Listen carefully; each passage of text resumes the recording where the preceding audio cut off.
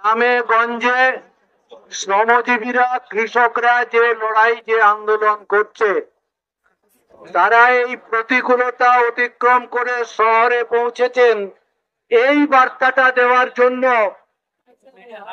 আমরাও আছি। আপনারা লড়ে যান, যারা সামাজিক আন্দোলন করছেন লড়ে যান, মহিলারা যারা আন্দোলন করছেন লড়ে যান, ছাত্র যুবকেরা আন্দোলন করছেন লড়ে যান, যারা বিভিন্ন পেশার মানুষ লড়ে যান, যারা সংস্কৃতি জগতের মানুষ লড়ছেন, পথে নেমেছেন, লড়ে যান। গায়ে যারা খেটে খায়, যারা ফসল ফলায়, যাদের মাথার ঘাম পায়ে পড়ে বলেই আমরা খেতে পাই, তারাও এই লড়াই থেকে পিছিয়ে নেই। তারা এই বার্তাই দিতে এসেছেন যে আমরা আছি। কথাটা এসেছে ইতিমধ্যেই যে আমরা বিচার চাইছি। বিচার মানে কি? খুনের ঘটনায় কারা জড়িত, তার কার যাবজ্জীবন হলো, কার 5 বছর জেল হলো, কার এর থেকে কঠোর শাস্তি হলো, তাতে কি সমস্যার সমাধান হবে? হবে না। পুরো সিস্টেমটা পচে গেছে। একটা সন্দীপ ঘোষ সে গোটা পশ্চিমবাংলার স্বাস্থ্য ব্যবস্থাটাকে রসাতলে পাঠিয়ে দিল। কি করছিল স্বাস্থ্যমন্ত্রী?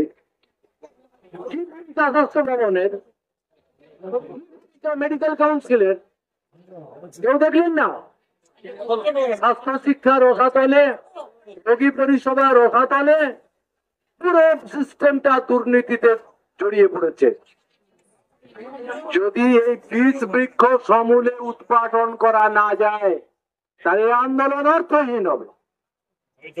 আগে কখনো শুনেছিলেন যে ডাক্তারের ডিগ্রি টাকার বিনিময়ে বিক্রি হবে? আগে কখনো শুনেছিলেন স্কুল কলেজে শিক্ষকতার চাকরি টাকার বিনিময়ে বিক্রি হবে? আগে কখনো শুনেছিলেন আপনার জমির রেকর্ডটা রাতারাতি পাল্টে যাবে টাকার বিনিময়ে? আপনি জানতে পারবেন না আপনার জমি আপনার আছে কিনা। আর এই সব দপ্তরগুলোর মাথায় বসে আছেন মমতা ব্যানার্জি। আমি এই কারণেই বলেছি যে ওনাকে পদত্যাগ করতে হবে।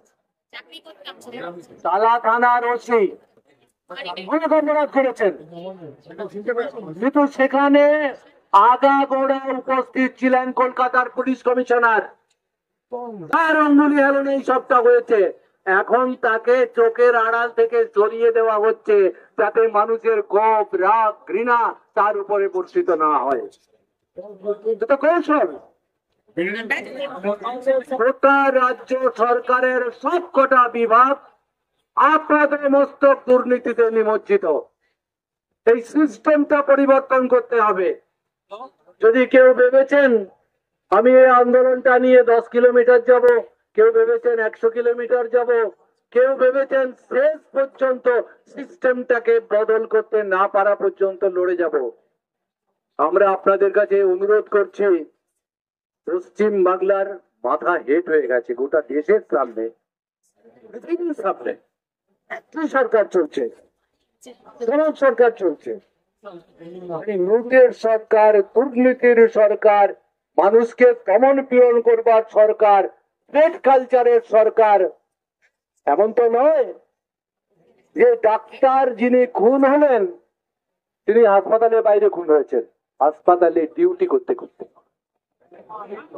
যে সরকারের কাজ করছিলেন সেই সরকারের কতিপয় ব্যক্তি তারা খুন করেছে, এটাই সংবাদ মাধ্যম থেকে জেনেছি। তার দায় নেবেন না মমতা ব্যানার্জি? তার দায় নেবে না সরকার? তাই এই লড়াই চলবে যতদিন না এই দুর্নীতি, এই বীজ বৃক্ষ আমরা সমূলে উৎপাদন করতে পারছি, ততদিন পর্যন্ত এই লড়াই চলবে। আমরা মানুষের জন্য স্বাস্থ্য পরিষেবা পেতে চাই। ডাক্তার নিয়োগ হোক, প্যারামেডিক্যাল স্টাফ নিয়োগ হোক, যা আমাদের নার্সিং স্টাফ শর্টেজ আছে নিয়োগ হোক, এবং প্রত্যেকটা হাসপাতাল যাতে রোগী পরিষেবা সঠিকভাবে দিতে পারে, মেডিকেল শিক্ষা